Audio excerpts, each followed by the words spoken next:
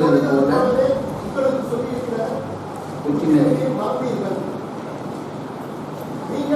போதும் போதும் போதும்.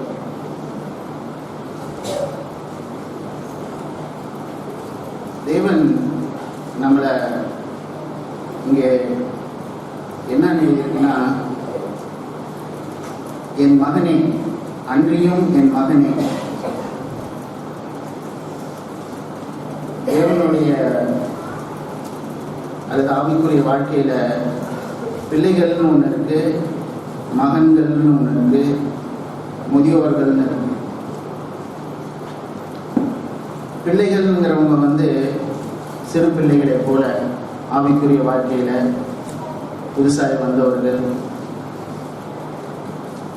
சின்ன பிள்ளை எப்படி எதுவுமே தெரியாம அங்கேயும் இங்கேயும் ஓடிக்கிட்டு இருக்கிறது போல, மகன்கிறது ஒரு ஸ்தானம்ங்கிறது, அது ஒரு பிள்ளைகள்லேருந்து மகன் ஸ்தானம்ங்கிறது ஒரு உயர்ந்த ஸ்தானம். அதுக்கப்புறம் முதியோரை பற்றி அப்புறம் பேசிக்கலாம். தேவன் நம்மளை பிள்ளைகளில் இருந்தது மகன்களாய் மாற்றணும் தான் அவர் விரும்புகிறார். இப்ப பிள்ளையா இருக்கும்போது நம்ம பிள்ளைகளை நம்ம என்ன செய்யறோம், ரோட்டை கிராஸ் பண்ணும்போது கூட இருந்து பக்கத்துல நின்றுட்டு என் கையை பிடிப்பா அப்படின்னு சொல்லி நம்ம அழைச்சிட்டு போறோம்.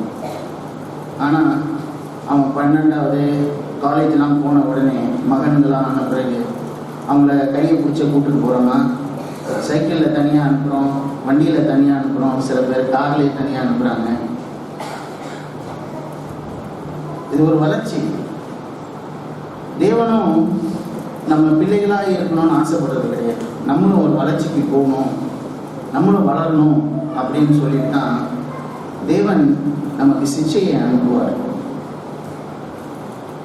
எப்படி நம்ம பிள்ளைகளை ஸ்கூலுக்கு அனுப்புறோம், ஸ்கூலுக்கு அனுப்பும்பொழுது ஃபஸ்ட்டு அந்த பிள்ளையை கொண்டு போய் பேபி கிளாஸில் விடும் போது அந்த பிள்ளை அழுது நம்ம என்ன செய்யறோம், இல்லைப்பா நீ அழுகிற, நீ வீட்டுக்கு திரும்பி வந்துடுன்னு சொல்லி அழைச்சிட்டு வந்துடுறோமா? எந்த நல்ல தகப்பனோ நல்ல அம்மாவோ அது செய்ய மாட்டாங்க. பிள்ளையை கொண்டு போய் விட்டு அவன் படிக்கணும், அவன் நாளுக்கு நாள் வளரணும், மேல் படிப்பு படிக்கணும், டாக்டர் ஆகணும், இன்ஜினியர் ஆகணும், அது சயின்டிஸ்ட் ஆகணும் அப்படின்னு சொல்லி தான் ஒரு தகப்பன் தன் பிள்ளையை பார்த்து வளர்ப்பான். அதே போல தான் தேவனும் நம்மளை வளர்க்கணும்னு ஆசைப்படுகிறார்.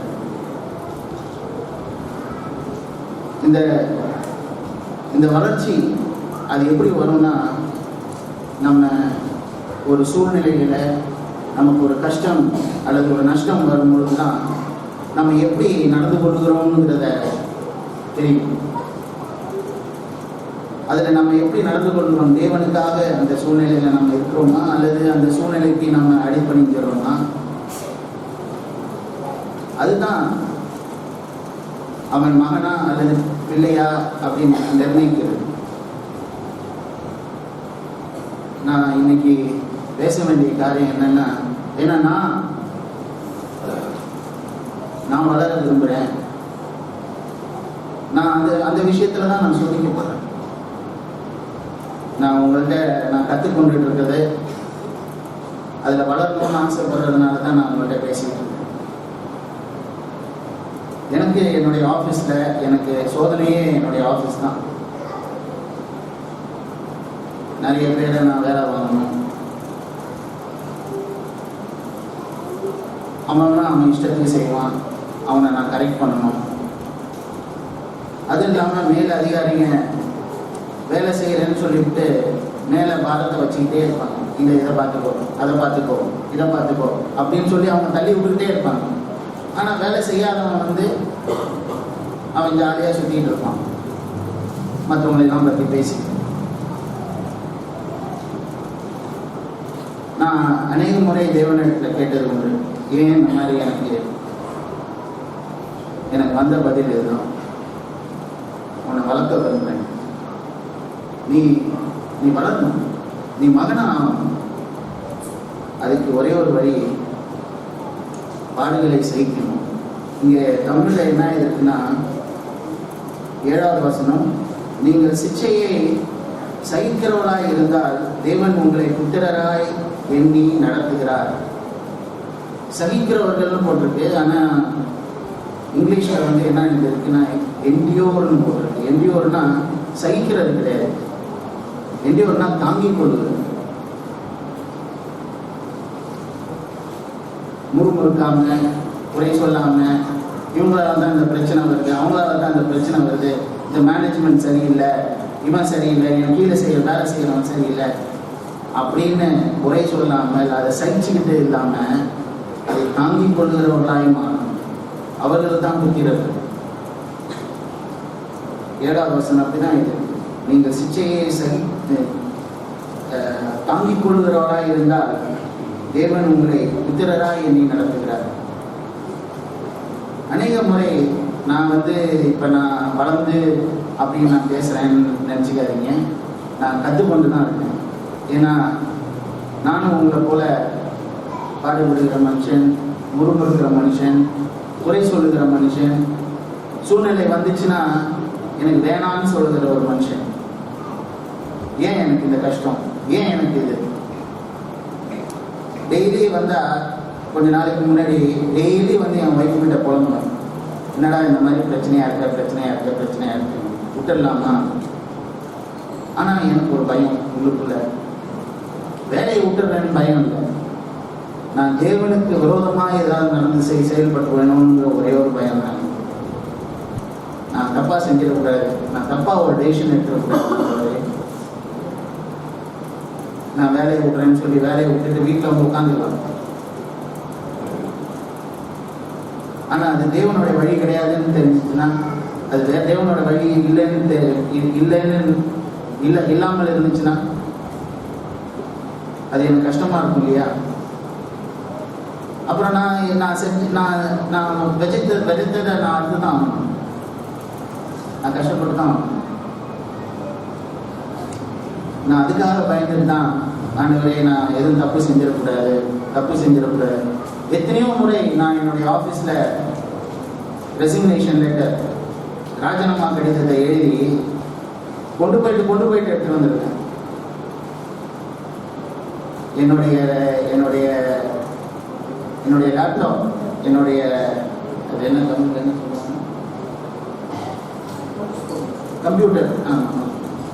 கம்ப்யூட்டரில் அந்த ரெசிக்னேஷன் லெட்டர் அப்படியே வச்சிருந்தேன். லேப்டாப் மேலே இருக்கும், எப்போ வேணாலும் டக்குன்னு பிரிண்ட் போட்டு எடுத்து கொண்டு போய் கொடுத்துடலாம். ஆனால் எனக்கு உள்ளுக்குள்ள ஒரு பயம், ஆண்டவரே நான் தப்பு செஞ்சிடக்கூடாது, நீங்கள் விரும்பாததை நான் செஞ்சிடக்கூடாது.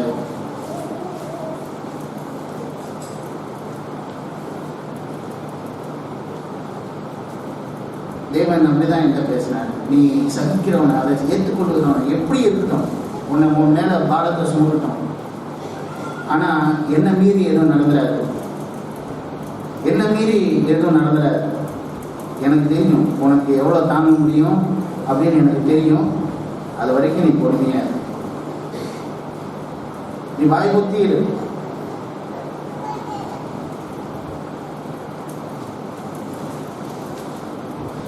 எனக்கு இந்த வார்த்தைகள்லாம், இந்த பாடுகளில் நான் உட்பட்டு நடந்து போறதுனால, வாய் புத்தி இருக்கிறதுனால எனக்கு இந்த வார்த்தைகள்லாம் எனக்கு அப்படியே நிஜமா இருக்கிற மாதிரியே இருக்கு. நம்முடைய வாழ்க்கையே பாடுக்குள்ளாக தான் நம்ம போயிடலாம். நம்ம புத்திரராய் வளரணும். தேவன் அதுதான் நமக்கு எதிர்பார்க்கிறார். இன்னைக்கு அநேக முறை நம்ம சோதனைக்கு உள்ள போன உடனே நம்ம முறுமுறுக்கிறவர்களாய், அதாவது ஏதாவது ஒரு பிரச்சனை வந்துச்சுன்னா அதை எப்படி நம்ம யார்கிட்ட சொல்லி அதை சால்வ் பண்ணலாம். ஒரு வியாதி வந்தால் எந்த டாக்டரை போய் பார்க்கலாம், யாரை போய் பார்க்கலாம். ஏதாவது ஒரு பணம் கஷ்டம்னா யார்கிட்ட போய் கேட்டால் எனக்கு கிடைக்கும். அல்லது ஏதாவது ஒரு உதவி வேணா எந்த மினிஸ்டரை போய் பார்க்கலாம், யாரை போய் பார்க்கலாம், யாரு பெரியாரு அப்படின்னு தான் நம்முடைய இதயம் போகுது. ஆனா இயேசு கிறிஸ்துவை போல நம்ம இருக்கிறது கிடையாது. இயேசு கிறிஸ்துவை பற்றி என்ன இருக்குன்னா, 1 பேதுரு 2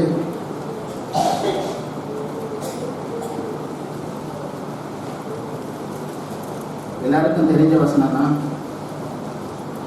அவர் பாவம் செய்யவில்லை, அவருடைய வாயிலே வஞ்சனை காணப்படவில்லை, அவர் வையப்படும் போது பதில் வையாமலும். யாராவது நம்மளை திட்டினாங்கன்னா நம்ம எப்படி சீர்றோம்? நம்முடைய இதயத்தில், நம்முடைய செயலில் இல்லாட்டினாலும் நம்முடைய இதயத்தில் எப்படி இருதயம் சீருது? வையப்படும் போது பதில் வையாமலும். பாடுபடும் போது நமக்கு பிரச்சனையை கொண்டு வந்து வச்சுக்கிட்டே இருக்கிறாங்க, என்னால் பண்ண முடியாது, நான் ரெசிக்னேஷன் லெட்டர் கொடுத்துட்றேன் அப்படின்னு சொல்லி அவர் மிரட்டல, வாய் புத்தி இருந்தார். வையப்படும் போது பதில் வையாமலும், பாடுபடும் போது பயமுறுத்தாமலும், நீதியாய் தீர்ப்பு செய்கிறவரிடத்தில் தம்மை ஒப்புவித்தார். வாய் புத்தி, ஆண்டவரே நீங்க செய்யறது எல்லாமே ரைட்டு, நீங்க தப்பு செய்யலாம் ஆண்டவரே, நீங்க எல்லாம் நேர்த்தியாய் செய்றீங்க, எனக்கு திராணிக்கு மிஞ்சி நீ செய்யறது கிடையாது, எல்லாம் நேர்த்தியாய் செய்கிறீன்னு சொல்லி தன்னை அப்படியே ஒப்புவித்தார். வாய்மூர்த்தி ஒப்புவித்தார். எனக்கு இந்த வார்த்தை ரொம்ப பரிச்சயமா இருக்கு. ஆண்டவரே நான் இப்படி வளர்ந்துடணும், ஒவ்வொரு சூழ்நிலையும் நான் முறுமுறுக்காம, மேனேஜ்மெண்ட்டை பயமுறுத்தாம. ஏன்னா நான் வேலையை விட்டுட்டு வந்துட்டேன்னா அவங்களுக்கு அட்லீஸ்ட் என்ன மாதிரி இன்னொரு ஆள் கிடைக்கிறதுக்கு ரொம்ப நாளும், அதனாலதான் என்னை இழுத்து பிடிச்சி வச்சிருக்காங்க.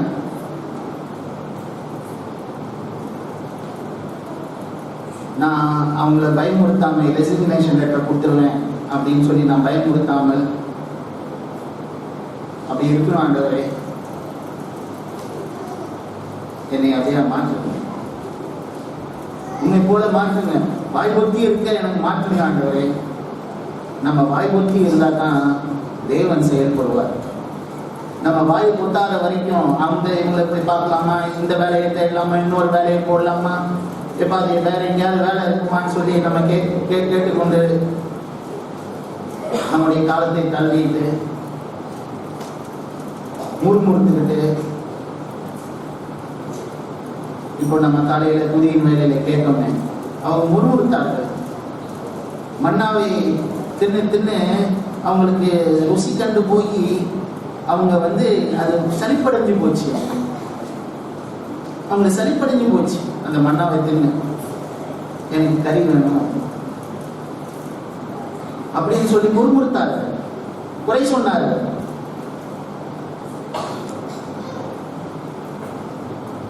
அதே போலதான் நானும் இருக்கேன்.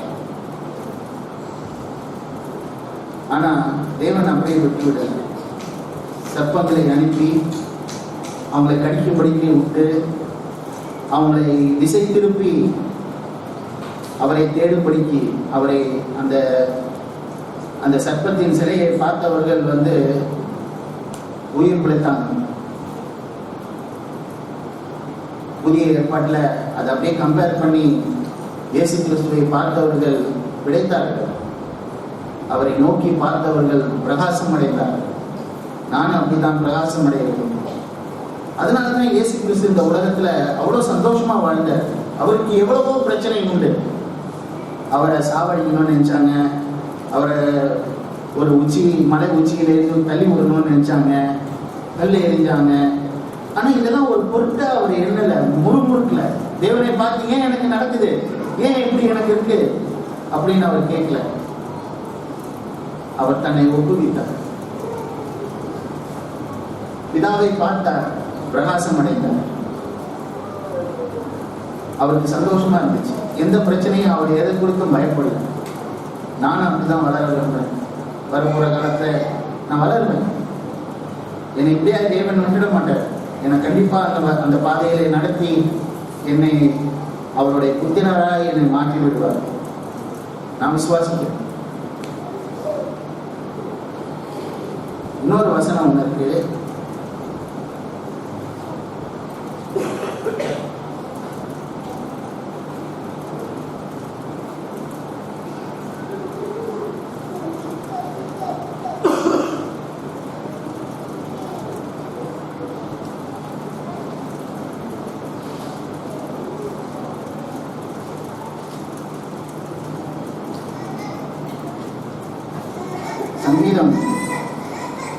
சங்கீதம் 46:10.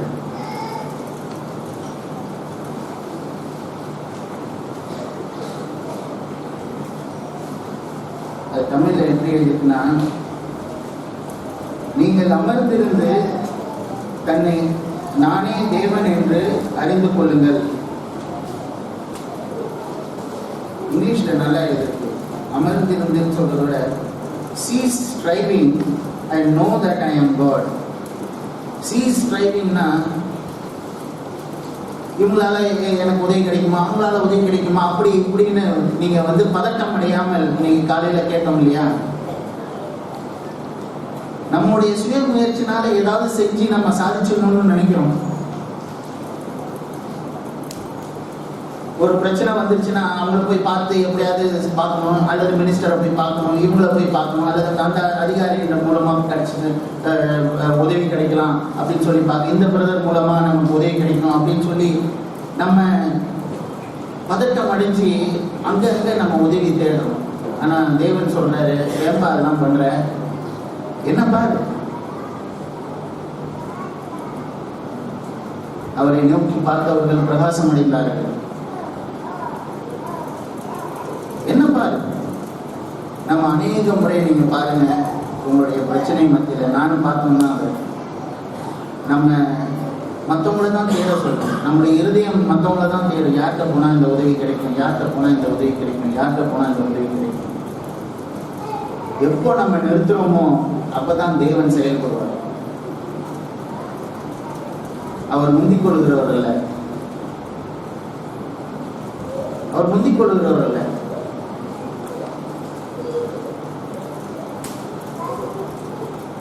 அதனால தான் இயேசு கிறிஸ்து சொன்னார், வருத்தப்பட்டு பாரம் சுமந்தவர்களே என்னிடத்தில் வாருங்கள், நான் சாந்தமும் மனத்தாழ்மையுமாய் இருக்கிறேன். நான் சாந்தமா இருக்கிறேன், என்னிடத்திலிருந்து கற்றுக்கொள்ளுங்கள். ஒரு சூழ்நிலை வந்துருச்சுன்னா நம்ம பதட்டம் அடையக்கூடாது.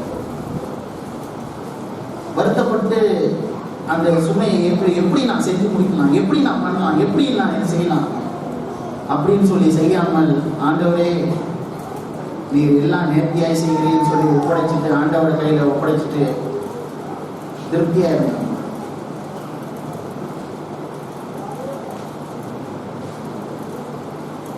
எனக்கு எங்க அப்பா எங்களுக்கு சொத்தெல்லாம் பிரிச்சு கொடுத்தாரு. சொத்து பிரிச்சு கொடுத்ததுல பணமும் இருந்துச்சு. பணம் கொஞ்சம் பணத்தை என் தங்கச்சியும் கொடுத்துட்டாரு.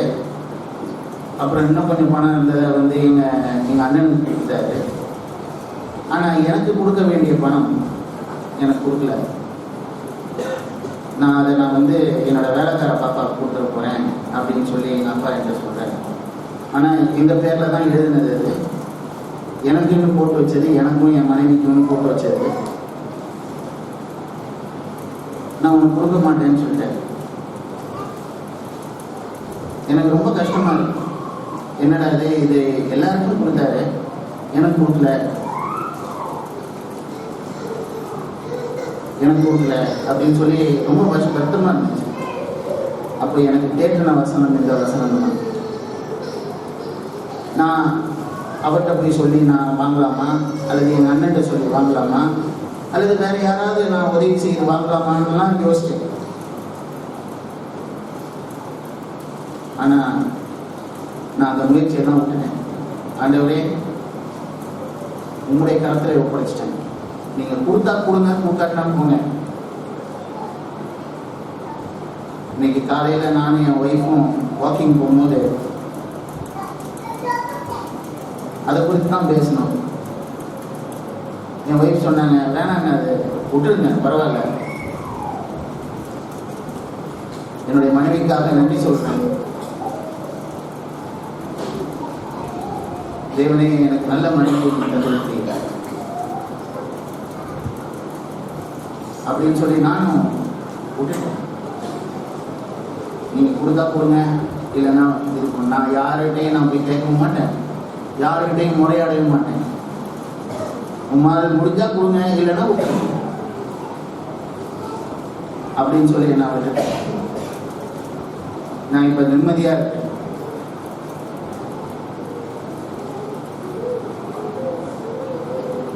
கொஞ்சம் கொஞ்சமாக நான் பழகிட்டு இருக்கேன்.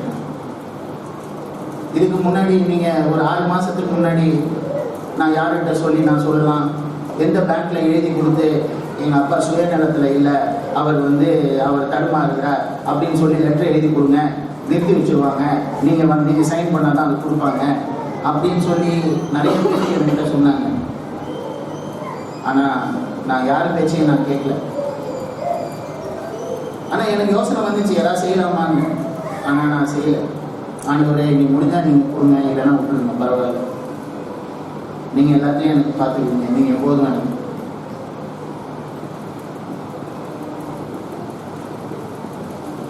அமர்ந்திருந்து தேவன் என்று அறிந்து கொள்ளுங்கள். நம்ம இது செய்யலாம், அது செய்யலாம், இப்படி பண்ணலாம், அப்படி பண்ணலாம் நம்ம பதறக்கூடாது. ஒரு சூழ்நிலையில நம்ம கஷ்டத்துல போறோம்னா உடனே நம்ம தேவனை நோக்கி பார்த்து, ஆண்டவரே உங்களுடைய கருத்துல ஒப்புறது, இது உமக்கு தெரியும், நான் என்ன செய்யட்டும், என்னிடத்துல இருந்து பாவம் இருந்துச்சுன்னா நான் அது மனம் திரும்பட்டு, நான் மனம் திரும்பினேன் ஆண்டவரே அப்படின்னு சொல்லி மனம் திரும்புவோம். இல்லை என்றால் அவர் இடத்துல அப்படியே ஒப்படைச்சிட்டு, ஆண்டவரே நீங்க பார்த்துக்குவீங்கன்னு சொல்லி நம்ம ஒதுங்கிடணும். அப்பதான் தேவன் அவர் வேலையை செய்வார். அது செய்யற வரைக்கும் அவர் செயல்படவே மாட்டார். நான் அநேக முறை நான் யோசிப்பேன், பெதஸ்தா குளத்துல அநேக வியாதியஸ்தர்கள் இருந்தாங்க. அநேக வியாதியஸ்தர்கள், அதை நீங்க படிச்சு பாருங்க, டைம் இல்லை. அநேக வியாதியஸ்தர்கள் இருந்தாங்க. அந்த குளம் அசைஞ்ச உடனே யாரு ஃபர்ஸ்ட் காலை எடுத்து வைக்கிறாங்களோ அவங்க குணமடைவாங்க. ஆனா தேவன் ஒரு மனுஷனுக்காக 38 வருஷம் இல்லை, 38 வருஷம் அவன் வெயிட் பண்ணிட்டு இருந்தார். அந்த ஒரு மனுஷனுக்காக அவன் எப்போ அவன் சொல்ற, நீங்க அவன் சொல்ற பதில நீங்க படிச்சு பாருங்க, எனக்கு யாரும் இல்லை ஆண்டவரே, என்னை தூக்கி வைக்கிறதுக்கு யாருமே இல்லை. மற்ற வியாதிஸ்தர்களுக்கெல்லாம் அவங்க சொந்தக்காரவங்க, அவங்க பிள்ளைங்க யாராவது இருந்திருப்பாங்க. ஆனா இந்த மனுஷனுக்கு யாருமே இல்லை, அவனால ஒன்றும் செய்ய முடியாது. நேரா இயேசு கிறிஸ்து அவன்கிட்ட போனார். அவனை எந்திரிச்சு நட, உன் வியாதி குணமாச்சுன்னு சொல்லி அனுப்பினார். அந்த ஒரு மனுஷன் தான். அங்க அத்தனை வியாதிஸ்தர்கள், திரளான வியாதிஸ்தர்கள் இது. ஆனா அந்த ஒரு மனுஷனை மாத்திரம் குணமாக்கிட்டு இருக்க எனக்கு ஆச்சரியமா இருக்கு. அங்க உள்ள வியாதிஸ்தர்களை குணமானதை பார்த்துட்டு அவர்கிட்ட கேட்டிருந்தா கூட, ஆண்டவரே நீங்க எனக்கு செய்யுங்க அப்படின்னு சொல்லி கேட்டிருந்தா கூட அவன் குணமடைந்து போயிருப்பான். அவர்களுக்கெல்லாம் ஒரு தைரியம் என்னன்னா, என் பையன் இருக்கான், என் சொந்தக்காரன் இருக்கான், அவங்க இருக்கிறாங்க, இவங்க இருக்கிறாங்க அப்படின்னு சொல்லி அவங்க எல்லாம் உட்கார்ந்துருந்தாங்க. அந்த குளத்தை அசைகிறதுக்காக உட்கார்ந்துருக்காங்க. அவங்க மறித்து அவங்க குணமாயி செத்தாங்களா, குணமாயி சாகலையான்னு தெரியல. அநேக பேர் குணமாயி தான் குணமாகாம தான் செத்துருப்பாங்க. ஆனா அந்த மனுஷன் அவனுக்கு யாருமே, தேவன் நமக்கும் அந்த சூழ்நிலை, நம்ம யாருமே நம்ப முடியாத ஒரு சூழ்நிலை வர வரைக்கும் அவரும் காத்து கொண்டிருப்பார். அப்பதான் அந்த ஒரு நிலைமை வந்த பிறகு அவர் செயல்படுவார். ஐயோ ஆண்டவரே, எனக்கு வேற யாருமே இல்லை, வேற யாருமே எனக்கு எது கிடையாது, எனக்கு யாருமே ஹெல்ப் பண்ண முடியாது, நீங்க ஒருத்தவர் தான் எனக்கு பண்ண முடியும் அப்படின்னு சொல்லி வர வரைக்கும் அவர் வெயிட் பண்ணுவார். அப்புறம் தான் செயல்படுவார். இயேசு கிறிஸ்து இதை அறிந்தார். அதனாலதான் அவர் தன்னை அப்படியே பதட்டப்படலை, எதுவும் செய்யும், நீதியாய் தன்னை நியாயத்திற்கிற இடத்தில் தன்னை ஒப்புவித்தார். அப்படிப்பட்ட மனுஷர்களாய் நம்ம வாழ்ந்துருவோம், நம்ம வளர்ச்சி அடைவோம். தேவன் நம்ம ஒவ்வொருவருக்கும் உதவி செய்வார். அதனால தான் நம்மகிட்ட பேசியிருக்கார். அப்படிப்பட்ட நல்ல தேவன் நம்மளை வளர்க்கணும்னு ஆசைப்படுகிறார். யோசிச்சு பாருங்க, உங்களுக்குள்ள வளரலைன்னா, நல்லா படிக்கல அல்லது மூளை வளர்ச்சி இல்லை, சின்ன பிள்ளை 10 வயசுல கை சப்பிக்கிட்டு இருக்கிறான்னா உங்களுக்கு பிடிக்குமா? தேவனுக்கும் அது பிடிக்காது. நமக்கு எப்படி பிடிக்கலையோ, நம்மளுடைய வளர்ச்சியை பார்த்து, என்ன இந்த பிள்ளை எப்போ பார்த்தாலும் பாவம் செஞ்சுட்டு இன்னும் இருந்துகிட்டே இருக்கிறான், எப்போ என்னுடைய மகனாய் தன் சுயமாய் அவன் நின்று எல்லா சோதனையும் சகிக்கிற ஒரு மனுஷனாய் வாழ்வான்? அவர் எதிர்பார்க்கிறார். அவருடைய ஆரம்பத்தை நம்ம அறிந்து அவருக்காக நம்ம வாழ்ந்துருவோம்.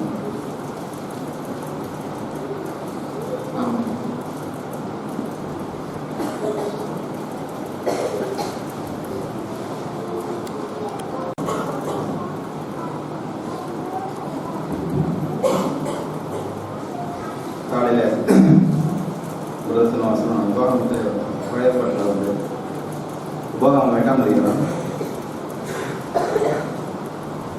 5வது வசனம். உபகாமம் 8:5.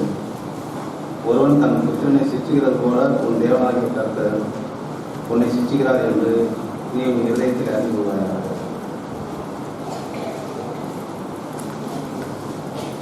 அதை 8:2 தான் இருக்குது. தேவன் எதுக்காக சிச்சையை அனுப்பினார்? பழைய படுகாலத்தையே சிச்சித்தார். இஸ்ரவேல் வனாந்தரத்திலே சிச்சித்தார். ஆனால் எதனால சிச்சித்தார் அப்படிங்கிறது 8:2. உபகாமம் 8:2. உன் தேவனாகிய கர்த்தர் உன்னை சிறுமைப்படுத்தும்படிக்கு நம்முடைய கட்டளைகளை நீ கைக்கொள்ள மாட்டாயோ என்று அவர் உன்னை சோதித்து உன் இதயத்தில் உள்ளதை நீ அறியும்படிக்கும் உன்னை இந்த 40 வருஷம் வரும் வனாந்தரத்திலே நடத்தி வந்த எல்லா வழியையும் நினைப்பாயாக. உன் இதயத்தில் உள்ளதை நீ அறியும்படிக்கு என் இதயத்தில் உள்ளதை நான் அறியணும். தேவனுடைய வழி அதுதான் சிச்சை. சில வழியில கொண்டு நடத்தி வரும்போது தான் நான் எப்படி இருக்கிறேன், அதை நான் எதன் மேல் நம்பிக்கை இருக்கிறேன், அதை நான் யாரை நேசிக்கிறேன் அப்படிங்கிறத நான் அறிந்து கொள்ளணும். நான் அறிந்து கொள்வதற்காக என் இதயத்தில் உள்ளதை யார் அறிந்து முடியும்? யாருமே அறிந்து கொள்ள முடியாது. மூப்பர்களும் அறிந்து கொள்ள முடியாது, சகோதரர்களும் அறிய முடியாது, நம்ம வீட்டில் உள்ளவங்களோட நம்ம அறிய முடியாது. ஆனால் நம்முடைய இதயத்தில் உள்ளதை யார் அறிவார்? தேவன் மட்டும்தான் அறிவார். அதை நான் எப்படி அறிந்து கொள்ள முடியும்? நாம் இருக்கிற வரைக்கும் நம்முடைய பார்வையிலே சரியானவர்களாய் நாம் இருப்போம். ஆனால் தேவன் நம்மிடத்தை அன்பு கூர்ந்து அவர் என்ன செய்கிறாரா? நமக்கு இப்படி அனுப்புகிறார்.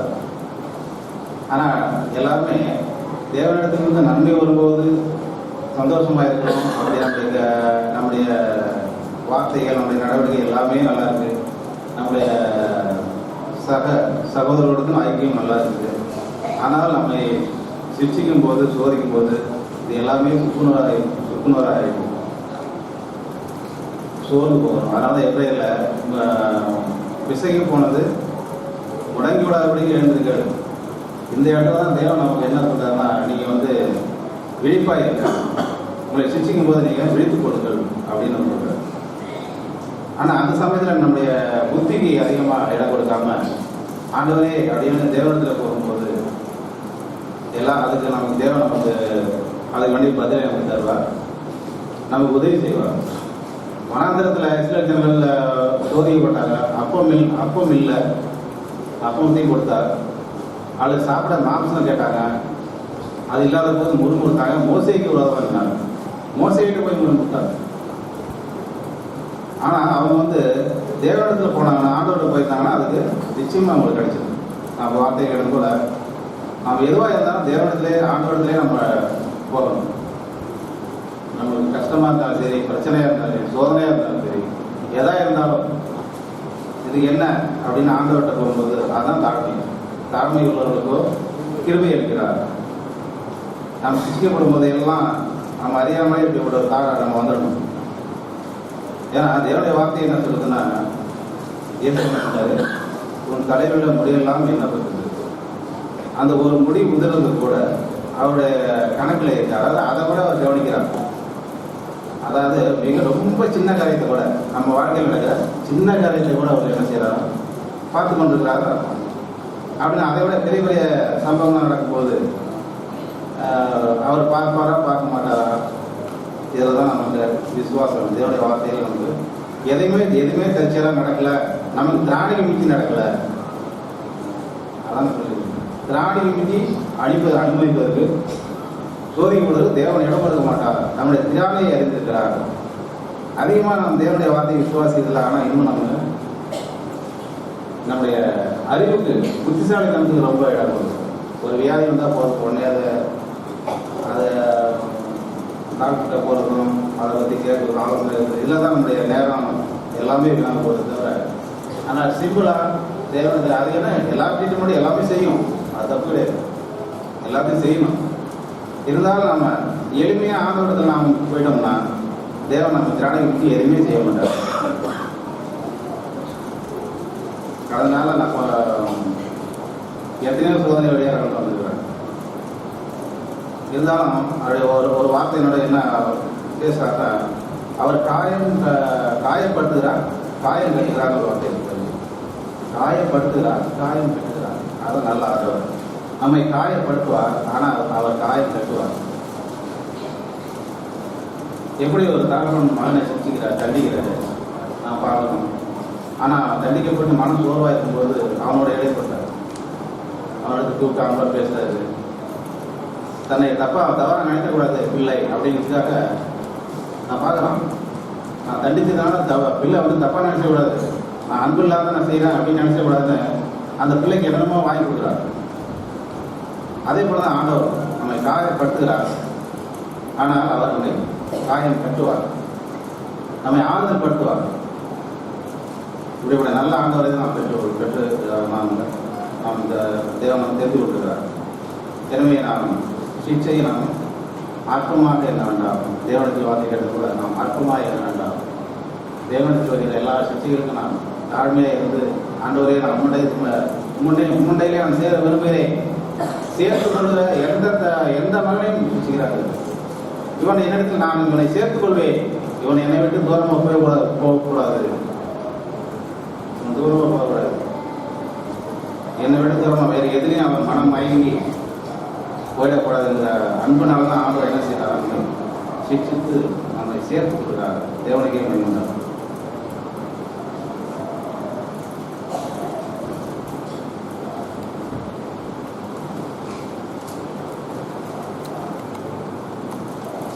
தேவன் கிருஷ்ணத்தை பயன்படுத்தி சொல்கிறேன்.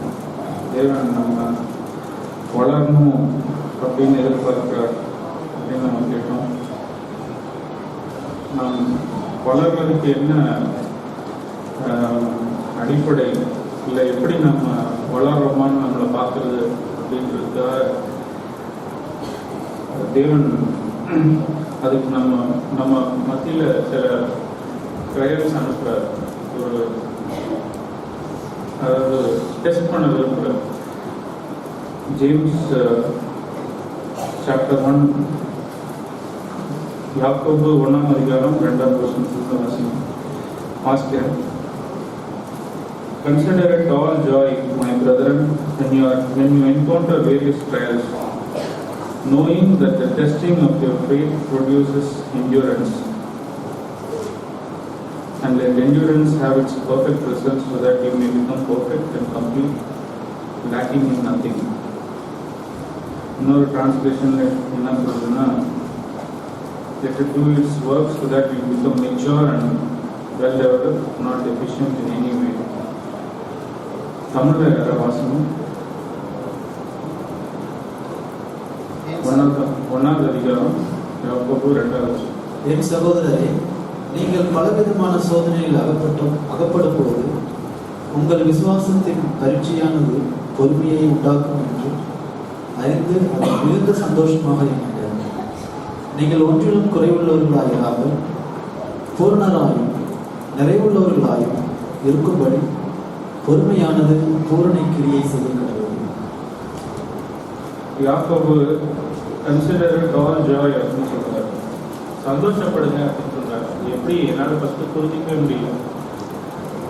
தமிழ்ல சோதனைன்னு இருக்கா, டெம்டேஷன், அது கரெக்டான டிரான்ஸ்லேஷன் இல்லை. தமிழில் இங்கிலீஷில் வந்து trial is different from temptation.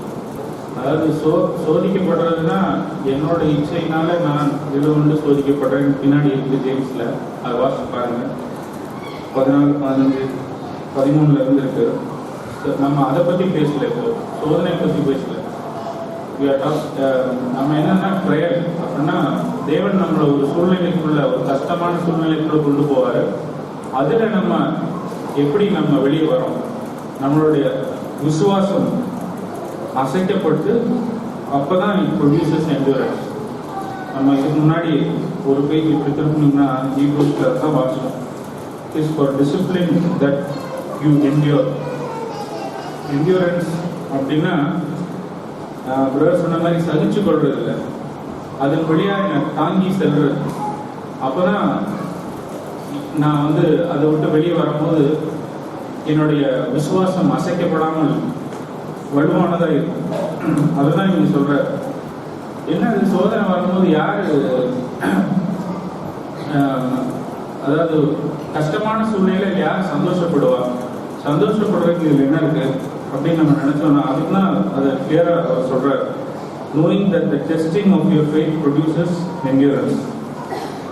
நம்ம நினைச்சு பார்க்கலாம், இப்போ ஏதோ ஒரு சூழ்நிலையில ஒரு சிக்னஸ் இருக்கலாம், ஒரு இல்லை ஒரு இதை இழந்து போயிருக்கலாம், ஒரு பணமாக இருக்கலாம், இல்லை ஒரு ஆக்சிடென்ட்டாக இருந்திருக்கலாம், ஏதோ ஒரு எதிர்பாராத சூழ்நிலையில நம்ம எதையோ இழந்திருக்கலாம்.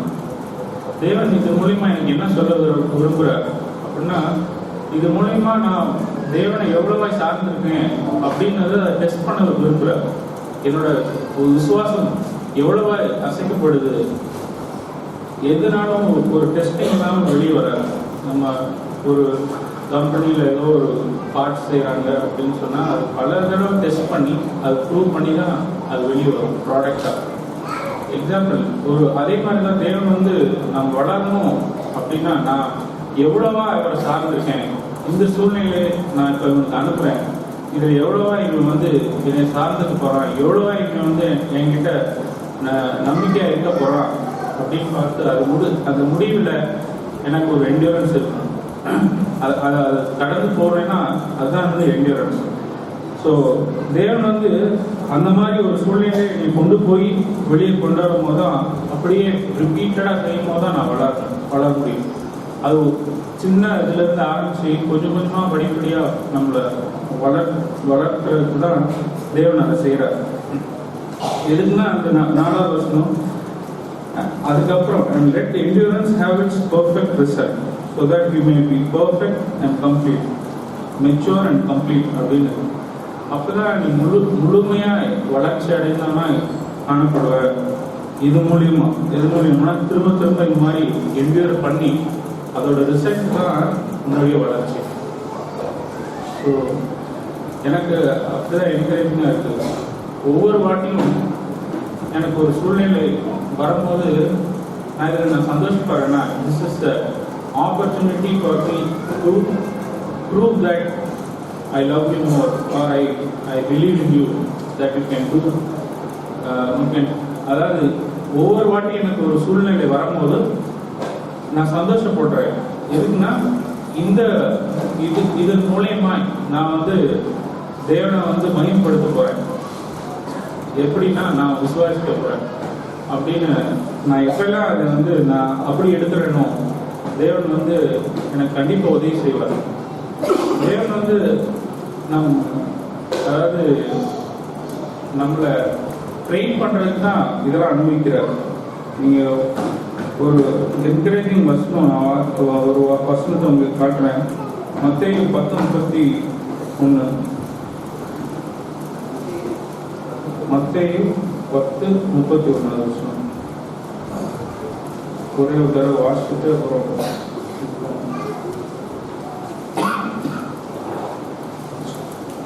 Stop being afraid. You are worth more than a bunch of sparrows. அப்படின்னு சொல்றாங்க.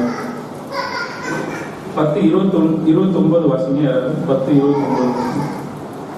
ஒரு காசுக்கு 2 அடைக்கலான் குருவிகள் இருக்கிறார்கள் அல்லவா? ஒரு காசுக்கு 2 குருவி விற்கிறாங்க. லூக்கா 12:6. லூக்கா 12:6.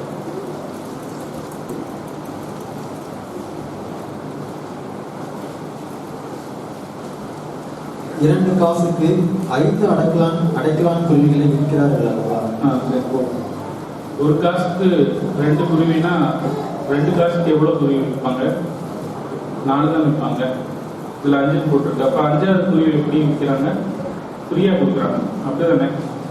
ஸோ அடுத்த லைன் வச்சுங்க. Yet not one of them is forgotten by God. உங்கள் தலையில் உள்ள இல்லை 12 அடுத்த அவைகளில் பகுதி. ஒன்றாகிலும் தேவனால் மறக்கப்படுவது மறக்கப்படுகிறது. அதாவது அந்த ஃப்ரீயா, அதாவது இனாமா கொடுக்குறாங்கல்ல, அந்த குருவி கூட தேவன் மறக்கிறது இல்லை அப்படின்னு சொல்றாரு. அப்போ அது எவ்வளோ என்கரேஜிங்காக இருக்கு எனக்கு. அதுக்கப்புறம் தான் சொல்றாரு, உன் தலையில் உள்ள முடியெல்லாம் even all the hairs on your head have been counted. Stop being afraid. அப்போ நீ பயப்படாத, உன் முடி, உன் தலையில் எவ்வளோ முடி இருக்குன்னு கூட நான் எண்ணி வச்சிருக்கேன். நான் ஃப்ரீயாக ஒரு பேர்டு, ஒரு பறவையை ஃப்ரீயாக கொடுக்குறாங்கன்னா அந்த பறவையை கூட நான் வந்து கவனிச்சிருக்கேன் அப்படின்னு சொல்லும் போது நீ பயப்படாத அப்படின்னு சொல்கிறாங்க. அப்போ எனக்கு ரொம்ப என்கரேஜிங்காக இருக்குது. இந்த மாதிரி நம்மளோட ட்ரையல்ஸில் ஒவ்வொரு வாட்டியும் நம்ம ஒரு கஷ்டமான சூழ்நிலைக்குள்ள நம்ம கொண்டு செல்லும் போது ஜேம்ஸ் 2 வாசிக்கிற மாதிரி தான், ஐ கன்சிடர் இட் ஆல் ஜாய். எதனாலன்னா, இதனால நான் தேவனை அதிகமாக சார்ந்து கொள்ள போறேன்னா, இதனால அதிகமாக நான் விசுவாசிக்க போறேன், இந்த சூழ்நிலையிலேருந்து என்னை வெளியே கொண்டு வந்துடுவார் அப்படின்னு. அப்போ என்ன ஆகும்னா என்டியூரன்ஸ் நமக்கு வரும். இப்போ அந்த என்டியூரன்ஸ்னால நம்ம வந்து பர்ஃபெக்ட் மெச்சூரிட்டிக்கு வரும். தேவன் ஒவ்வொருத்தரையும் அப்படி ஆசீர்வதிப்பார்.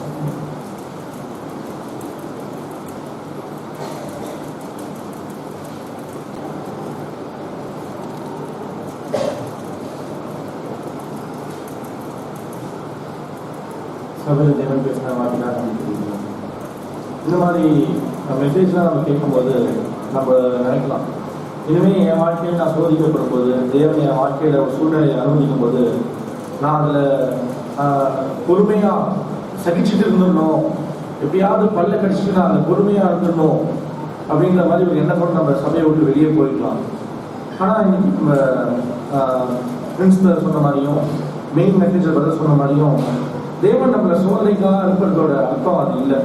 அது அந்த ஆவிக்குரிய வளர்ச்சியை பற்றி நம்ம கேள்விப்பட்டோம். நான் இது ஒரு சின்ன கதையோட சொல்ல முயற்சி பண்ணேன்.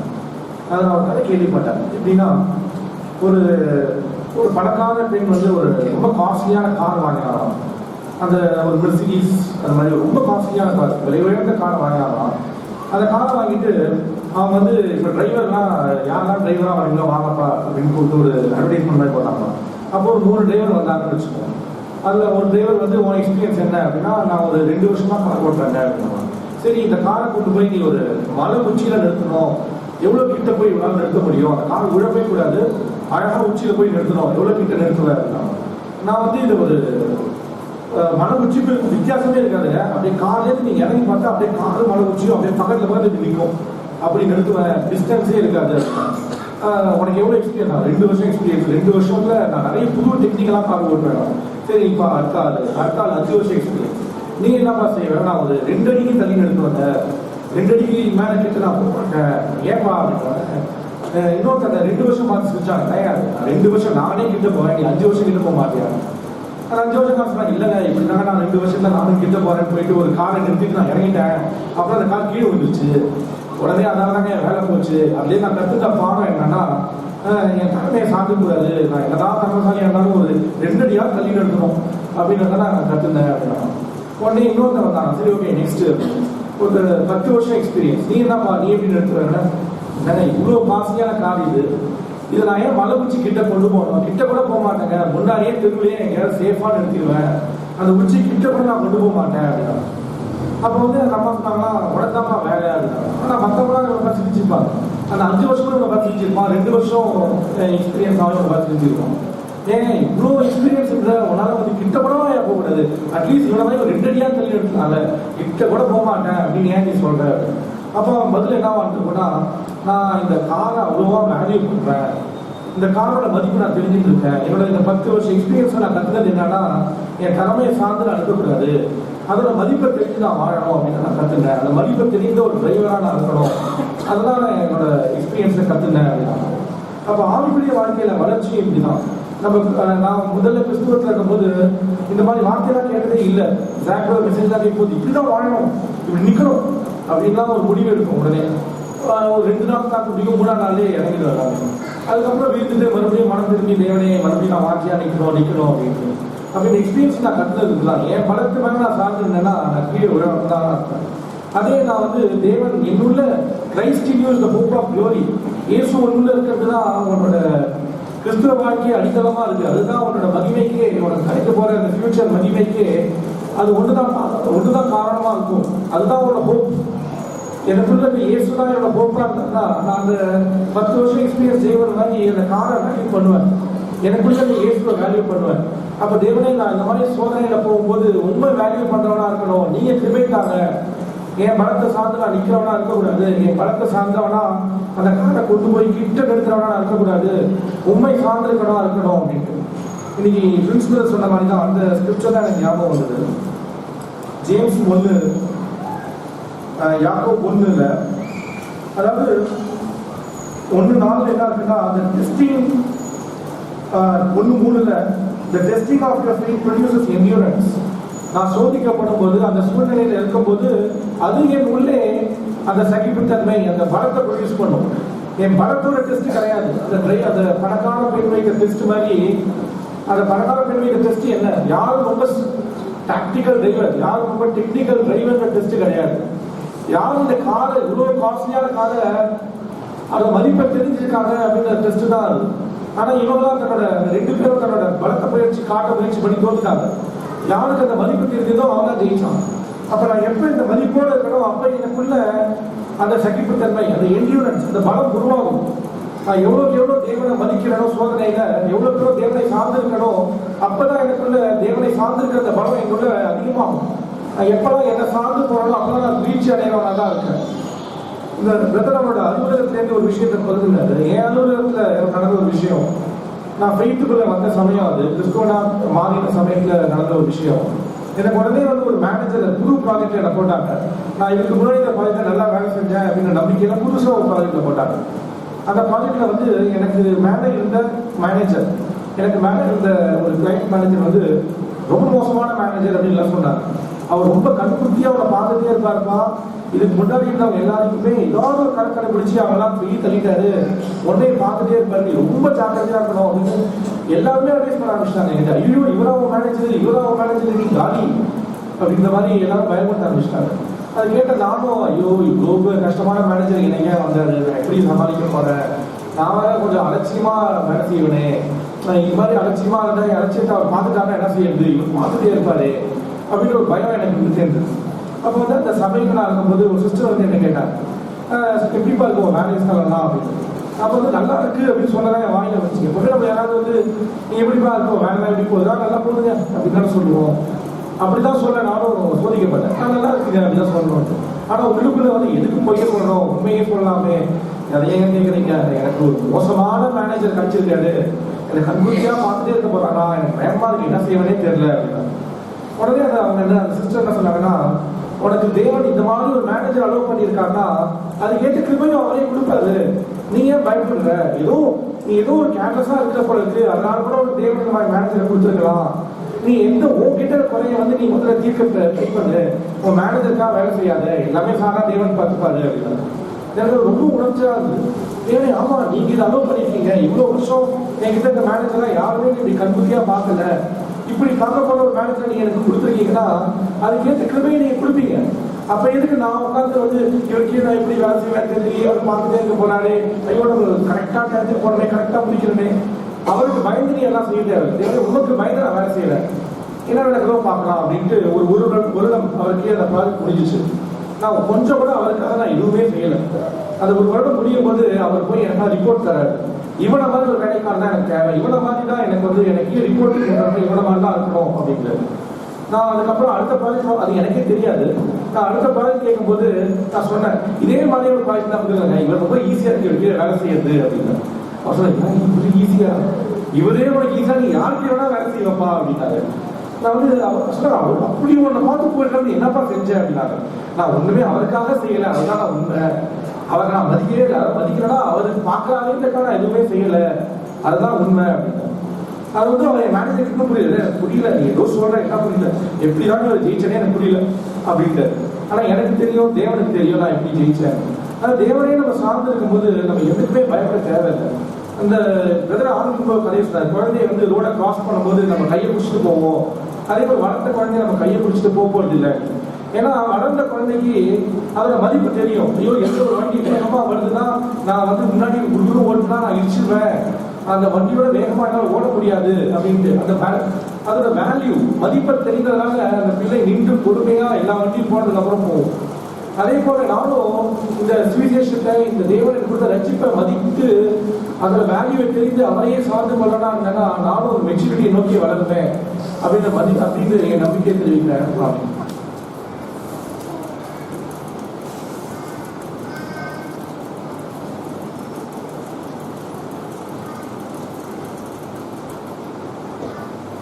தேவன் கொடுத்த வார்த்தைக்காக நான் நன்றி உணர்கிறேன். அவர் தேவபுரத்தில் இந்த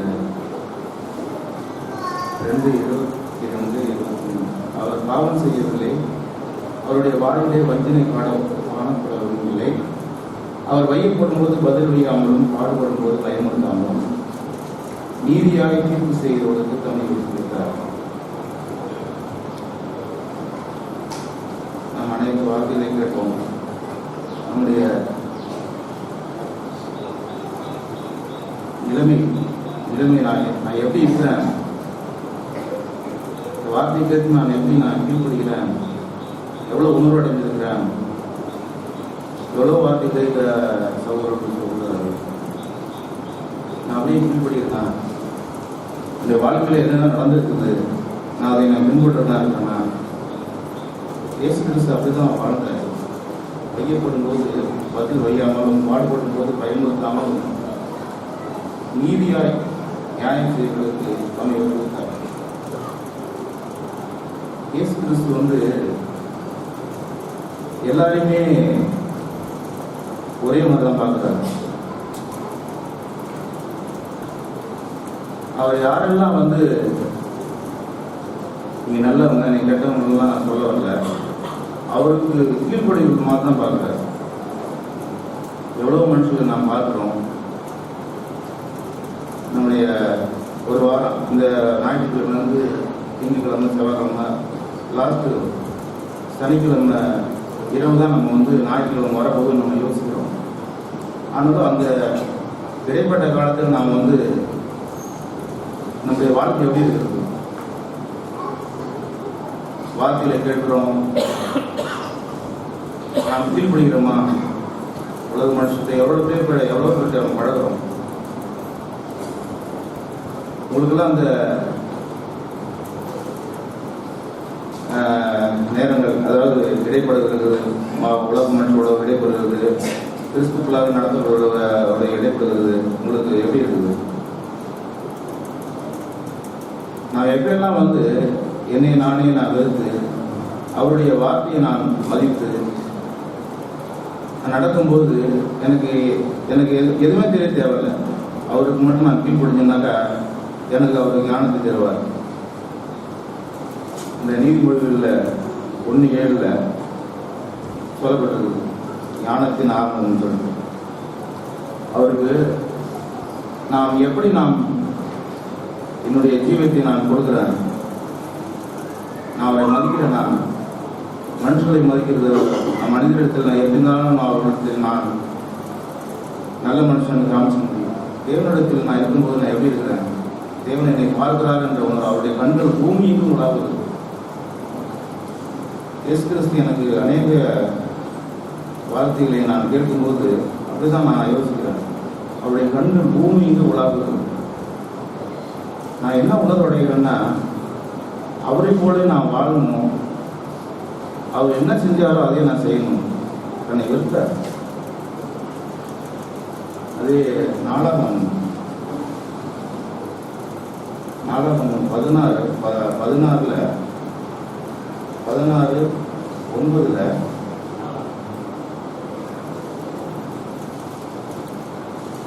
2 நாளாகமம் 16:9 தம்மை பற்றி உத்தம இதயத்தோடு இருக்கிறவர்களுக்கு தம்மை வல்லமையை விளங்கும்படி கர்த்தருடைய கண்கள் பூமி எங்கும் உலாவு கொண்டிருக்கிறது. அந்த அவர் பார்க்கிறார் என்ற உணர்வு நமக்கு இருந்தாவே நம்முடைய காரியங்களை நாம் நேர்த்தியாக செய்ய முடியும்.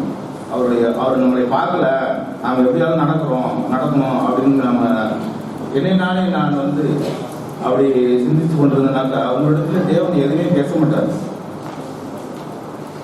உண்மையாலுமே நாம் வந்து ஒவ்வொரு நாளும் மனதிலும் கூட தான் இருக்கணும். நான் இதை குறித்து நான் வந்து ஆழமாய் நான் உணர்வடைந்திருக்கிறேன். நம்முடைய வேலை நமக்கே தெரியல. இயேசு கிறிஸ்து நம்மை எதற்காக முன்குறித்தார் என்ற வேலையை தெரியாமல் தான் நம்ம வந்து மனுஷன் பார்க்குறாங்க, தேவன் எங்கே பார்க்க போறாரு அப்படின்னு நீங்கள் நினச்சிட்டு இருக்கிறீங்க. ஒரு நாள்லேயே அந்த இதில் நீங்கள் காண்பீங்க. ஏன்னா தேவன் ஒரு முறை 2 முறை வார்னிங் பண்ணிட்டு தான் இருக்கிறார் உங்களுக்கு. ஆனாலும் கூட நாம் அதையே திரும்ப செஞ்சோம்னாக்கா உங்கள் மேலே அவர் இருக்கவே மாட்டார். நான் வருஷம் வந்துகிட்டே தான் இருக்கலாம், 30 வருஷம் இருக்கலாம், 25 வருஷம் சொல்லலாம். ஆனால் இயேசு கிறிஸ்து உங்கள்கிட்ட வாசம் பண்ண மாட்டார். நீங்கள் எப்படி வேணாலும் நடக்கலாம், எப்படி வேணாலும் போகலாம். உங்களுக்கு சகோதரர்களையும் சகோதரி யாருமே கேட்க மாட்டாங்க. ஏன்னா அந்த உணர்வு இல்லாமல் நீங்கள் வந்து சபைக்கு வர்றதுங்கிறது வந்து பெரிய அது விருதாக தான் இருக்கும். உங்களுக்கு நன்மை தேவன் ஓரளவு கூட இம்மிய அளவு கூட உங்களை பார்க்க மாட்டார்.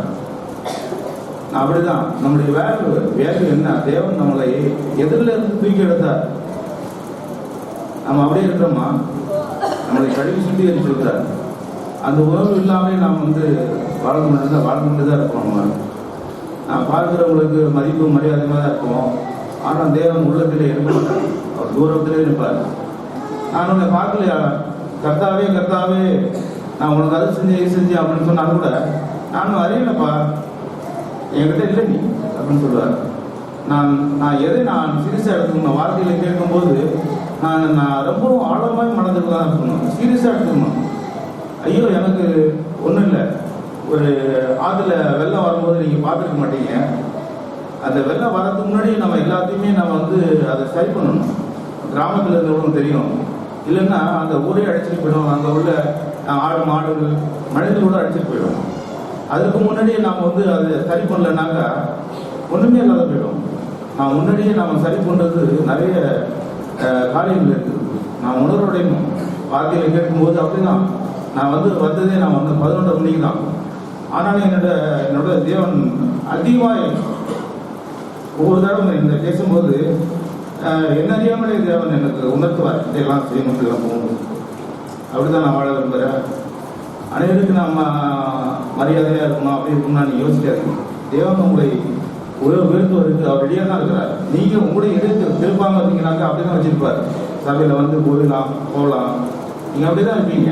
யாருக்கும் நீங்கள் முன்னேற நடக்க முடியாது. கீழ்படிங்க. தன்னை விட சகோதரன் நேர்மையானவர்கள் என்ன இருந்தீங்கன்னாக்காவே தேவன் உங்களை உயர்த்துவார். அப்படியே தான் தேவன் என்னை ஒரு நாளும் காட்டுகிறார். அதாவது மயிரிலேன்னு சொல்லுவாங்க, அந்த நேரத்தில் கூட என்னை கவனித்து இருக்கிறார். நான் அவருக்கு உண்மையாக இருக்கணும் நான் கேட்கிறேன்.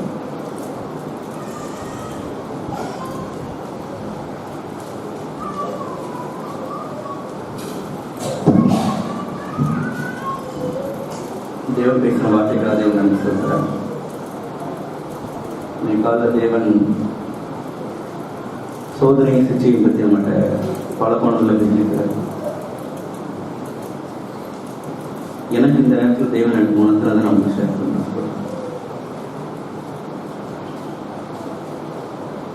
அநேக நேரங்களில் இந்த வார்த்தை இதே மாதிரி வார்த்தைகள் அநேக நேரம் நான் கேட்டிருக்கிறேன். கேட்ட உடனே நான் என்ன நினைக்கிறேன்னா, நான் சோதனை சகிக்கும்படி, நான் சோதனையை தாங்கும்படி சொல்லிட்டு நான் என்னுடைய சுயபலத்தின் மேலே தான் சார்ந்திருக்கேன்.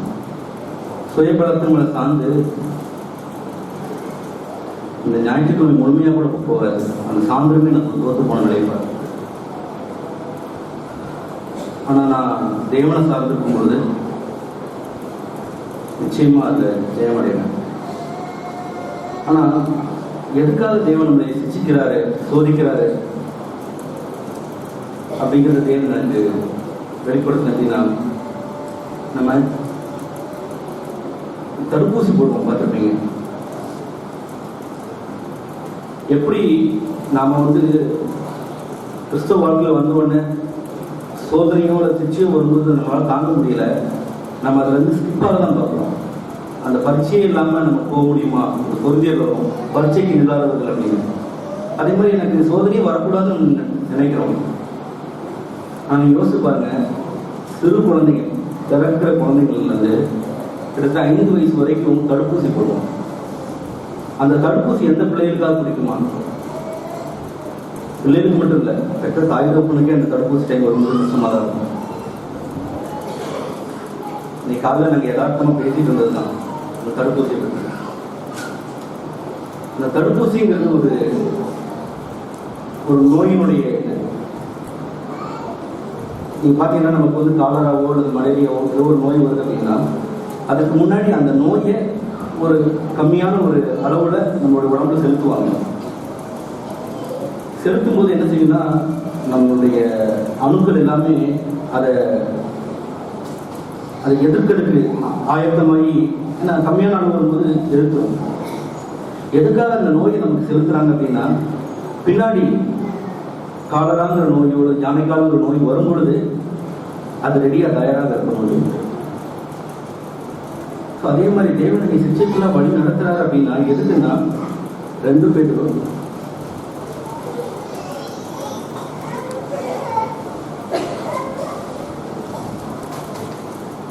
சாரி 1 பேரும் 5ஆம் அதிகாரம் 8ஆம் வசனம், தெரிந்த புத்தி உள்ளாயிருங்கள், விழித்திருங்கள், ஏனெனில் உங்கள் எதிராளியாக பிசாசானவன் கெர்ச்சிக்கின்ற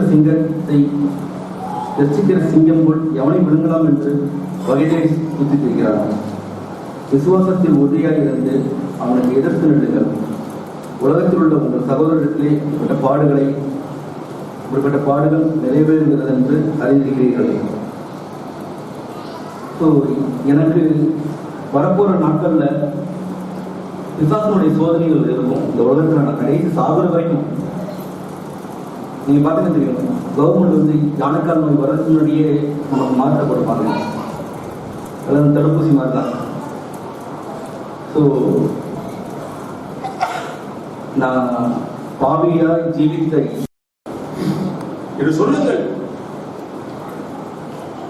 அவ்வளவு பயங்கரமான அடிமைத்தனத்திலிருந்து தான் தேவன் அவர்களை விடுவித்தார். 430 வருஷம் அடிமைப்பட்டிருந்தார்கள். அவர்களை அவ்வளவு பயங்கரமான காரியங்களை அனுபவித்து தேவன் விடுவித்தார். யூ செலிப்ரேட் திஸ் அப்படின்னு சொன்னார். அவங்களுக்கு வருஷந்தோறும் தலைமுறை தோறும் அவர்கள் அந்த பண்டிகையை கொண்டாடினார்கள். நமக்கு அந்த விடுதலை வேண்டாமா? அந்த பஸ்கா பண்டிகையினுடைய ஞாபகார்த்தமாய் அதை நிவர்த்தி செய்யும்படியாய் அதை அப்படியே உருவகமாய் காண்பிக்கும்படியாய் ஆண்டவர் இயேசு பஸ்காவாய் சிலுவையிலே மரித்தார். அன்றைக்கு ஆட்டுக்குட்டி அடிக்கப்பட்டது, இன்றைக்கு தேவகுமாரன் தேவ ஆட்டுக்குட்டியாய் அடிக்கப்பட்டு சிலுவையிலே நம்முடைய பாவங்களுக்காக ரத்தம் சிந்தினார். அதை குறித்த உணர்வு நமக்கு இருக்கிறதா? அவருடைய ரத்தத்தை தேவன் இன்றைக்கு பார்க்கும் பொழுது அந்த ரத்தத்தை விசுவாசித்து என்னுடைய பாவங்களை மன்னியும் ஆண்டவரே என்று சொல்லும் போது he will pass over me, என்னை கடந்து போவார். என்னுடைய தேவன் பரிசுத்த தேவன் என்னுடைய அக்கிரமங்களையும் பாவங்களையும் பார்த்து குமாரன் ரத்தத்தை மேல் இருக்கிறதை பார்த்து என்னை கடந்து போவார். இதுதான் வழி. தேவகுமாரன் ரத்தம் என்னுடைய வாழ்க்கையிலே இருக்கும் பொழுது, அதை நான் ஏற்றுக்கொள்ளும் பொழுது அவர் என்னை கடந்து போவார். எவ்வளவு பெரிய விலைக்கிரயத்தை அவர் செலுத்தி இருக்கிறார், எவ்வளவு பெரிய அடிமைத்தனத்திலிருந்து என்னை விடுவித்திருக்கிறார். அந்த மகிமை எனக்கு வேண்டாமா? அவர் கொண்டு வந்த ரட்சிப்பு எனக்கு வேண்டாமா? அதை நான் அசட்டை செய்கிறேனா? யோசித்து பார்ப்போம். உபத்திரவங்களை அசட்டை செய்ய வேண்டாம், பாடுகளை விளக்க வேண்டாம், பாடுகளை குறித்து முறுமுறுக்க வேண்டாம். ஏன் இந்த பாடுகள், ஏன் இந்த பிரச்சனைகள், ஏன் இந்த சோதனைகள் என்று தோண்டு போக வேண்டாம். அது it's a part of our lesson. நம்முடைய பாடத்தின் ஒரு பகுதி. தேவ மகிமை நாம் அடைவதற்கு அது ஒரு பகுதியாக இருக்கிறது. நமக்கு ஒரு கஷ்டமான பாடம் இருக்குது, அந்த பாடத்தை படிச்சு அதை எழுதினாதான் பரீட்சையில பாஸ் பண்ணணும்னா எவ்வளவு கஷ்டப்பட்டு படிக்கிறோம். ஆனா ரட்சிப்பை குறித்து மட்டும் லேசா எடுத்துக்கொள்றோம். நான் இயேசுவை விசுவாசித்து விட்டேன், ஞானஸ்நானம் எடுத்து விட்டேன், பாவ மன்னிப்பு பெற்றுக் கொண்டேன், நான் பரலோகம் போவேன் என்று நினைத்துக் கொண்டிருக்கிறோம். போலாம். ஆனால் அந்த மகிமையை நாம் எழுதி போவோமே, மகிமையிலே நட்சத்திரம் வேறுபட்டிருக்கும் என்று சொல்லப்பட்டிருக்கிறது. ஒரு மனிதனுக்கும் இன்னொரு மனிதனுக்கும் வேறுபாடு அங்கே இருக்கும். தேவன் ஆகியத்திலே எந்த அளவுக்கு ஒரு மனிதன் சிலுவையை சுமந்து ஆண்டவரை பின்பற்றினானோ அந்த அளவுக்கு தான் நான் மகிமையை பெற்றுக் கொள்ள முடியும். தேவனுடைய வார்த்தைகளை நாம் வீணாய் எடுத்துக்கொள்ள வேண்டாம். உணர்வடைந்து இந்த நாளிலே நமக்கு ஒப்பு கொடுத்து என்னுடைய பஸ்காவாய் அடிக்கப்பட்டீர் ஆண்டவரே, என்னை நினைவு கூறும்படி செய்யுங்கள் என்று சொன்னீர் ஆண்டவரே, என்னுடைய மரணத்தை நினைவு கூறும்படி செய்யுங்கள் என்று சொன்னீர். எங்களுக்காக தேவ ஆட்டுக்குட்டியாய் மரித்தீர் என்று நம்முடைய வாழ்க்கையை ஒப்பு கொடுத்து நொறுங்கினவர்களாய் மனம் உடைத்தவர்களாய் சிறுவின் அடிவாரத்திலே போய் நம்ம அர்ப்பணிப்போமா? நம்ம ஒப்பு கொடுத்து விடுவோமா? நீ நடத்துகிற பாதைகளுக்கு என்னை ஒப்பு கொடுக்கிறேன் ஆண்டவரே, உங்களுடைய வழிகள் உத்தமமானவைகள், your way is perfect என்று ஒப்பு கொடுத்து விடுவோம். நாம் யார் வேண்டும் இருப்போம்.